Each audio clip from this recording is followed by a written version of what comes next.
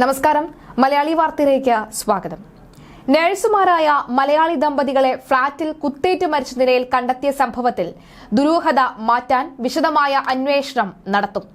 Kuwait ആരോഗ്യ മന്ത്രാലയത്തിന് കീഴിൽ ജാബിൻ ആശുപത്രിയിലെ നഴ്സായ കണ്ണൂർ ശ്രീകണ്ഠാപുരം നടുവിൽ സൂരജ് എന്ന 40 വയസ്സുകാരൻ, ഡിഫൻസ് ആശുപത്രിയിൽ നഴ്സായ ഭാര്യ, എറണാകുളം കോലഞ്ചേരി മണ്ണൂർ കോഴൂർ കടക്കയം ബിൻസി എന്ന 35 വയസ്സുകാരി എന്നിവരാണ് മരിച്ചത്. വഴക്കിനെ തുടർന്ന് ബിൻസിയെ കുത്തി കൊലപ്പെടുത്തിയ ശേഷം സൂരജ് ജീവനൊടുക്കിയതായാണ് വിവരം. ബിൻസിയുടെ ചില സുഹൃത്തുക്കളുടെ ഫോണിലേക്ക് അവരുടെ മരണം സൂചിപ്പിക്കുന്ന ചില സന്ദേശങ്ങൾ സൂരജ് അയച്ചതായി സൂചനയുമുണ്ട്. ഇതാണ് ബിൻസിയെ കൊലപ്പെടുത്തി സൂരജ് ജീവനൊടുക്കിയതാകാം കാരണമെന്ന നിഗമനത്തിലേക്ക് പോലീസ് എത്തുന്നത്. ദമ്പതികൾ പരസ്പരം കുത്തി കൊലപ്പെടുത്തി എന്നായിരുന്നു ആദ്യം പ്രചരിച്ചത്. ഇത് വെറും പ്രചാരണം മാത്രമായിരുന്നു. ഇവർ കുത്തേറ്റ് കിടന്ന മുറികളിലേക്ക് മറ്റാരും കടന്നതായുള്ള സാഹചര്യവും ഇല്ല. മലയാളികൾ തിങ്ങിപ്പാർക്കുന്ന അബ്ബാസിയിലാണ് ഈ സംഭവം നടന്നത്.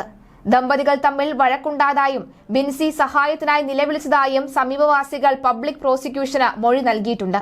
പോലീസ് പലതവണ വാതിലിൽ മുട്ടിയെങ്കിലും പ്രതികരണം ഉണ്ടായില്ല. കുടുംബ പ്രശ്നത്തിൽ ഇടപെടാനുള്ള മടി കാരണമാണ് നിലവിളി കേട്ടിട്ടും അങ്ങോട്ട് പോകാതിരുന്നത് എന്ന് അയൽക്കാരും മൊഴി നൽകുന്നു. എന്നാൽ മുട്ടി വിളിച്ചിട്ടും ആരും പ്രതികരിക്കാതെ വന്നതോടുകൂടി പോലീസിനെ അറിയിച്ചു. തുടർന്ന് വാതിൽ പൊളിച്ച് അകത്തു കടക്കുകയായിരുന്നു. പോലീസ് എത്തി പ്രോസിക്യൂട്ടറുടെ അനുമതി തേടിയാണ് വാതിൽ ചവിട്ടി പൊളിച്ചത്. അകത്തു കയറിയതും ബിൻസിയുടെ മൃതദേഹം കണ്ടു. രക്തത്തിൽ കുളിച്ച നിലയിലായിരുന്നു മൃതദേഹം. തുടർന്ന് പരിശോധനയിലാണ് അല്പം മാറി സൂരജിനെയും കണ്ടെത്തിയത്. നൈറ്റ് ഡ്യൂട്ടിക്ക് ശേഷം സൂരജ് മടങ്ങിയെത്തിയതിന് പിന്നാലെയാണ് വഴക്കുണ്ടായത് എന്നാണ് റിപ്പോർട്ടുകൾ. ഇവർക്കിടയിൽ ചില അസ്വാരസ്യങ്ങൾ ഉണ്ടായിരുന്നതായ സൂചനയുണ്ടെങ്കിലും പെട്ടെന്നുണ്ടായ പ്രകോപനത്തിന് പിന്നാലെ കാരണം വ്യക്തവുമല്ല. ഇതിനിടെ ഇവർ നല്ല സൗഹൃദത്തിലായിരുന്നുവെന്നാണ് നാട്ടിലുള്ള സൂരജിന്റെ ബന്ധുക്കൾ പറയുന്നത്. നാട്ടിൽ പഠിക്കുന്ന മക്കളെ അവധിയായതിനാൽ തന്നെ കഴിഞ്ഞ മാസം കുവൈത്തിൽ കൊണ്ടുവന്നിരുന്നു.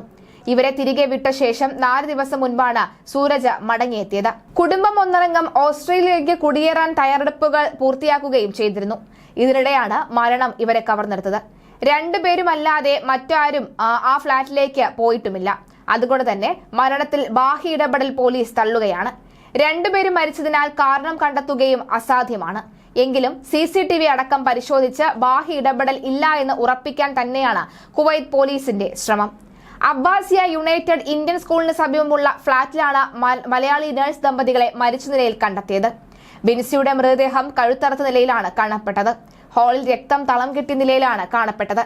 ഭാര്യയെ കഴുത്തിൽ മുറിവേൽപ്പിച്ച് കൊലപ്പെടുത്തി അതിനുശേഷമാണ് ഭർത്താവ് ആത്മഹത്യ ചെയ്തത് എന്നാണ് പോലീസിന്റെ നിഗമനം.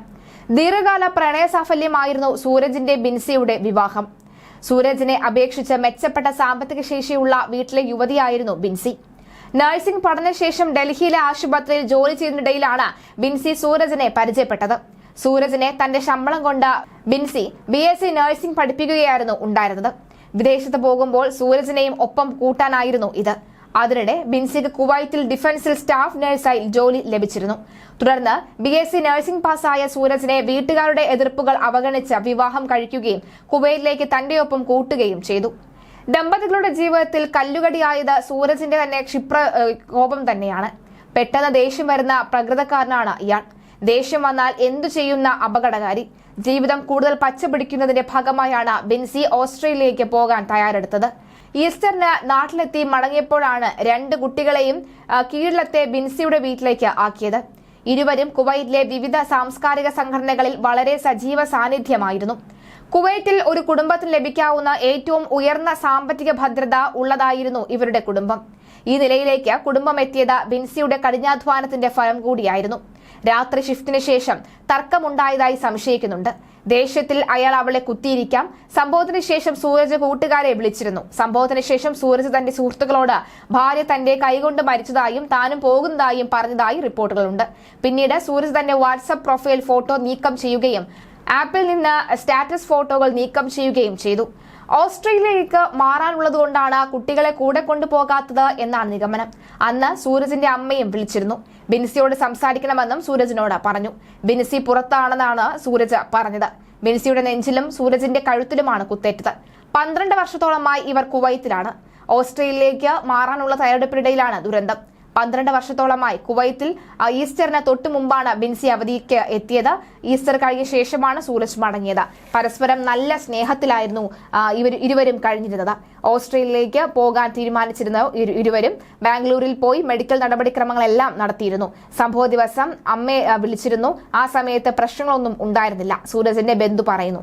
ഇവർക്ക് 3ാം ക്ലാസ്സിലും UKജിലും പഠിക്കുന്ന കുട്ടികളുണ്ട്. കുട്ടികൾ ബിൻസിയുടെ വീട്ടിലാണ് നിലവിൽ. തിങ്കളാഴ്ചയോടുകൂടി മൃതശരീരങ്ങൾ നാട്ടിലെത്തിക്കാനുള്ള തയ്യാറെടുപ്പിലാണ് കുവൈറ്റ് പോലീസ്.